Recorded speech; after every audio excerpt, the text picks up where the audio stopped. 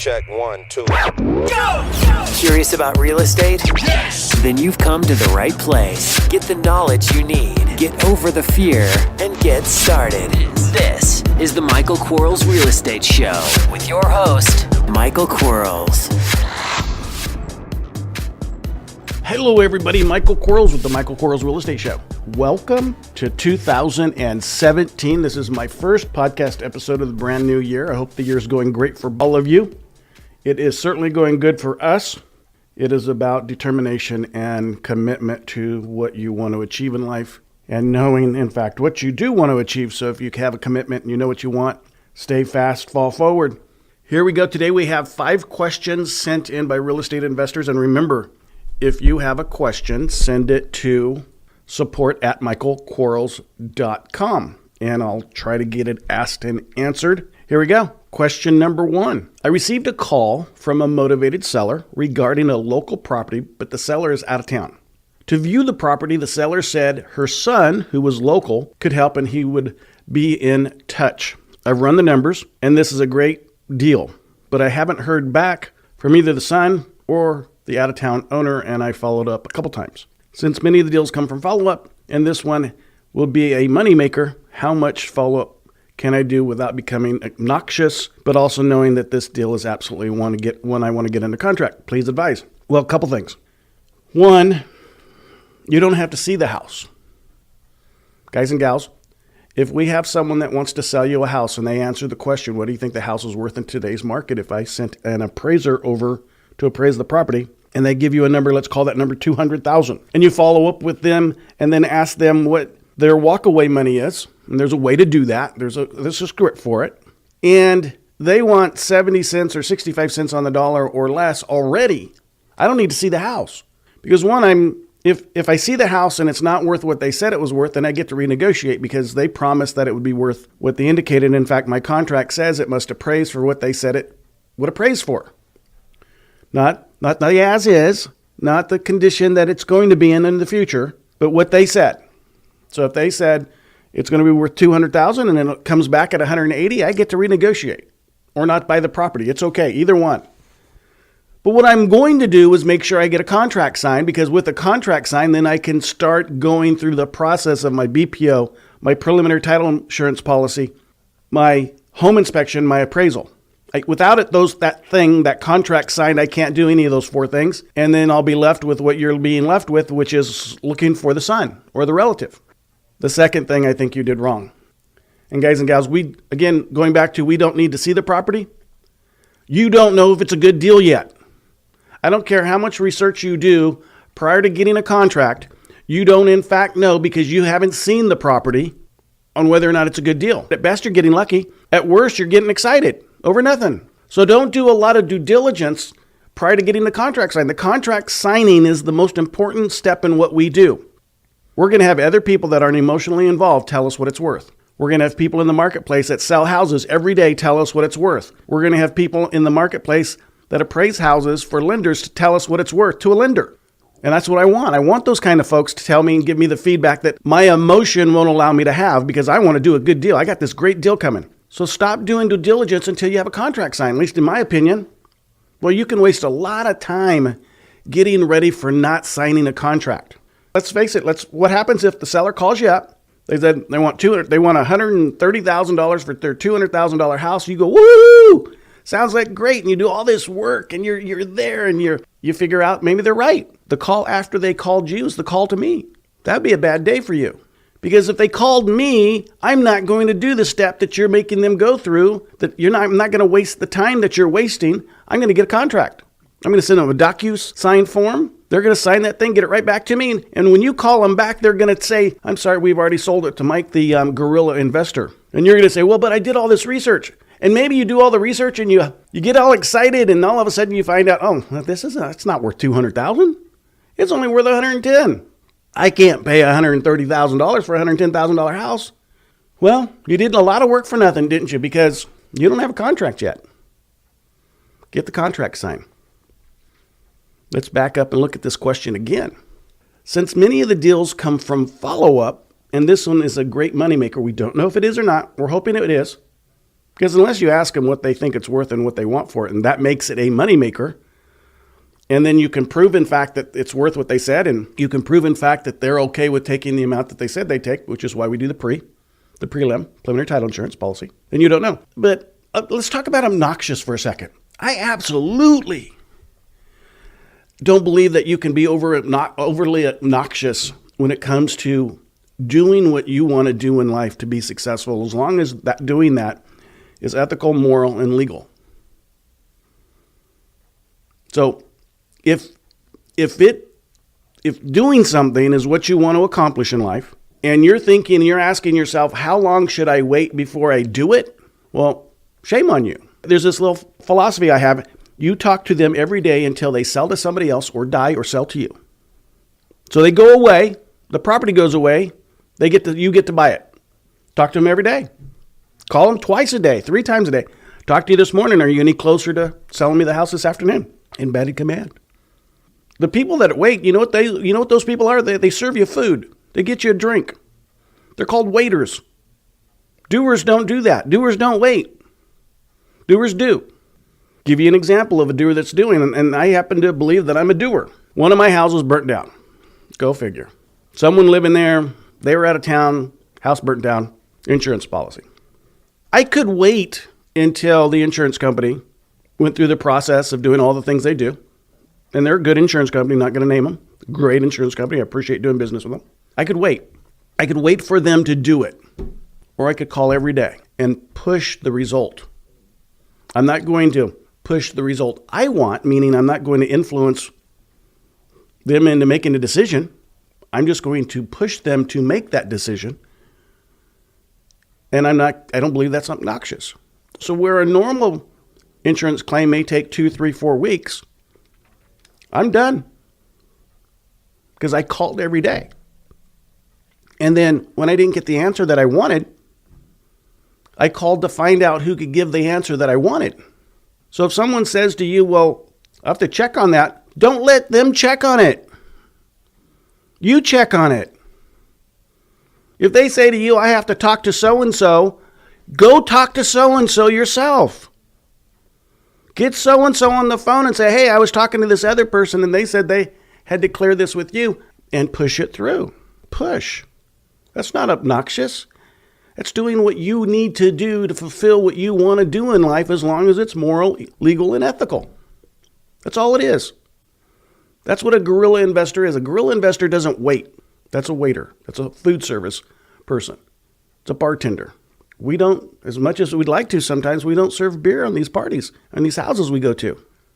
Second question. Since a large percentage of sellers aren't motivated and many deals come from follow-up, how can you determine which deals are follow-up deals, continue to cluster market them as well as follow-up call, and which ones you refer to realtors?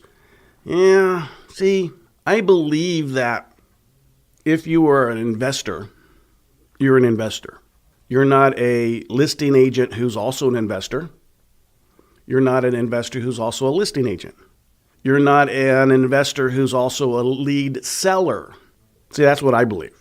Now, with that said, I also understand that some of us, especially in the beginning of our career when we don't have a lot of marketing dollar, we have to do what it takes to market. And what I mean by that is, if you have a lead that you can't buy, you go out to the house, and I'm going to describe it to you. You walk through the house, and you would live there. There's nothing wrong with the property. There's nothing deferred, no maintenance that it's deferred.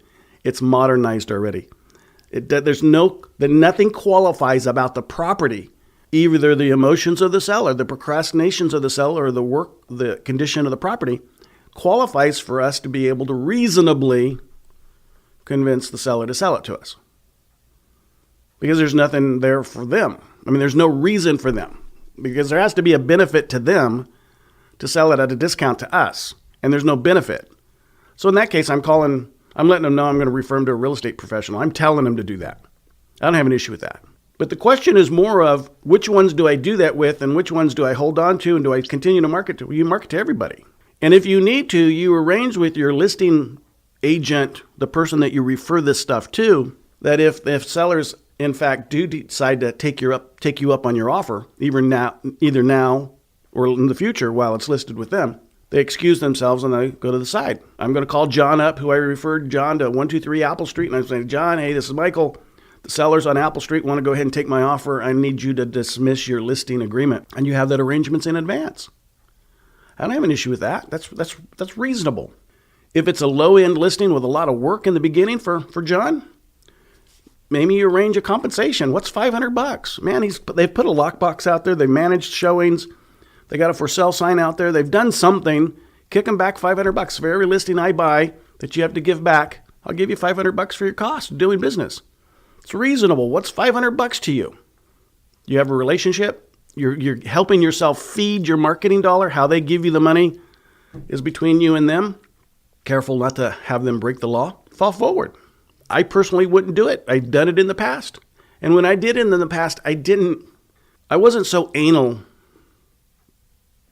that I made sure I was getting paid. There's the second kick of the mule concept. If the agent took a listing that I referred them to and didn't give me the listing, lead fee, whatever that was, then I don't give them another listing. There's nothing learned by the first kick of the mule on that one.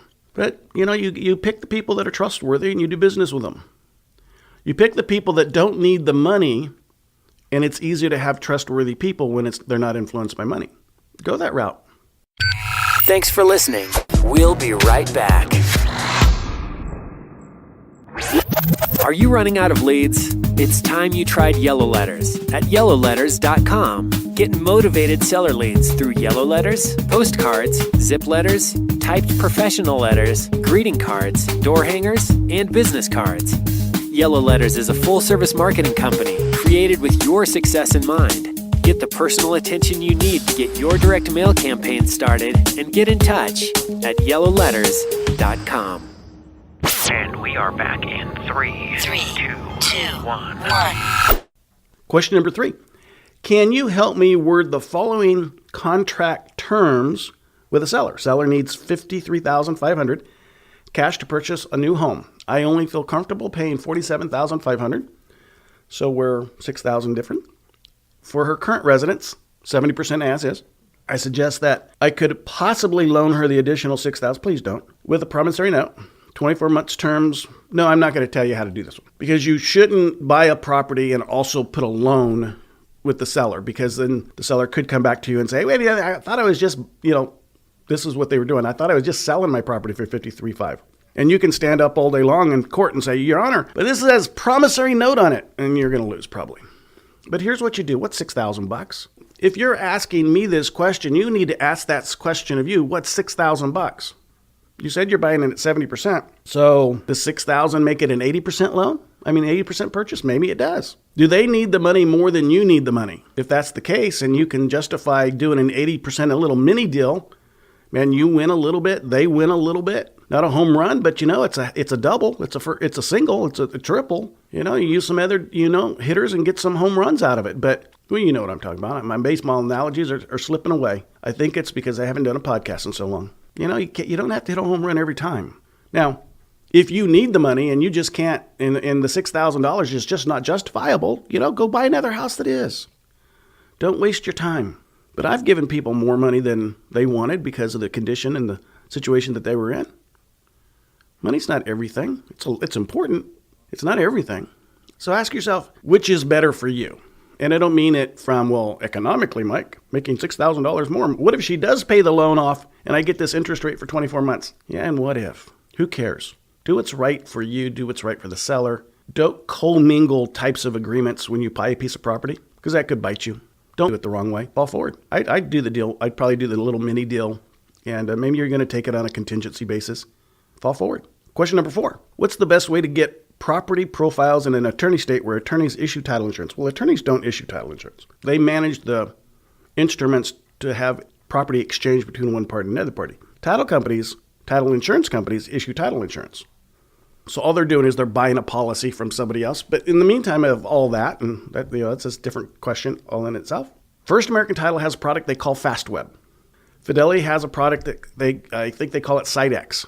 Both those products, First American's bigger than theirs, than Fidelity, Their footprint's bigger. Footprint is the amount of territories that they manage. So about 94% of the properties in the country, First American Title is going to have information on, and a lot of them are going to be attorney state properties. So call up your First American Title insurance company, not your attorney, and say, hey, I know you have this product.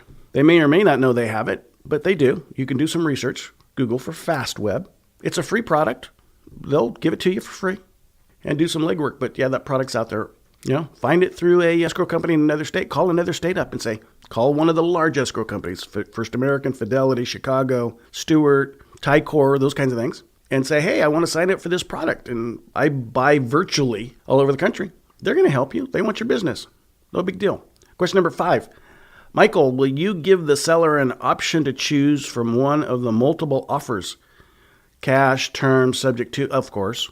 Sure, but I already know what they're going to choose by the time I get to that point in my contract. But they're going to have a choice, because during the conversation of me asking all of my embedded commands and questions and reinforcements, positive and negative, pacing, silence, all that kind of good stuff when we're negotiating, I'm going to know what their decision is prior to starting to filling out the contract.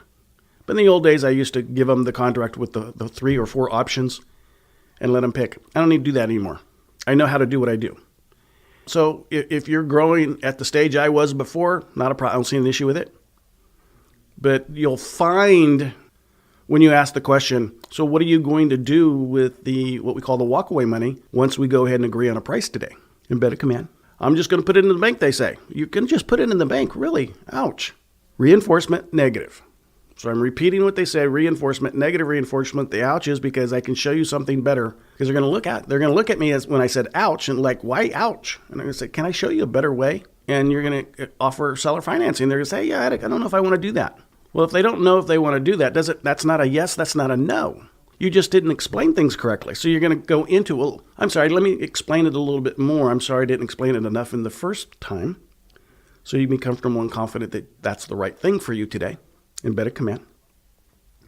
You're going to explain it again, even if you explain it the same thing. I'm very much okay with saying, I'm sorry, I didn't ask the right question. And then I ask the exact same question again. And I know it works because all I'm doing is telling the person when I say, I'm sorry, I didn't ask the right question, and I ask it the same way again, all I'm doing is telling them, hey, you need to think about your answer again. I'm giving them another shot. Rarely is someone going to say, that's the same damn question, Mike. It is. I'm sorry I didn't ask the right question. I apologize. And I ask it again. And I'm a very good negotiator. So it's pretty simple. But yeah, if you want to do that, do that. Guys and gals, thank you so much for letting me do this and wanting to do this. I really, it's a blessing. And I appreciate the opportunity to help if I have helped any of you. I need a couple things from you. I know some of you are looking for a coach. We have a pretty good sell going on for January in our coaching program. Reach out our accountability coaches and chat with them about that. Put your mail in the mail. Be that guerrilla investor. Go out there and kill some houses. Not literally. Don't blow anything up. But go buy some houses. And we're going to be in a good time. But I tell you what, if you can't make money now, you're not doing it right. If you're doing the same thing over and over again, it's not producing the results that you wanted it to do. We know what that is a definition of, and you need to get in my coaching program. So it's not expensive. I've priced it at a price point that causes you to be able to do it, to get into it, to learn this stuff. But it hurts a little bit. It has to hurt a little bit because anything that's given to you for free, you won't take advantage of. We just know that's a characteristic of people. And so it hurts a little bit. It's not a lot because I still want you to market. I want you to be able to answer the phone. I want you to have the right kinds of phone lines. I want you to do the right things. So I'm not going to take your money like some of these programs out there. As good as they represent themselves to be, who are they benefiting? I want to benefit you. I want your success. That's what I do this for. Until next time, talk to you then. Bye-bye. Thanks for listening to the Michael Quarles Real Estate Show. Get more info and stay in touch at michaelquarles.com.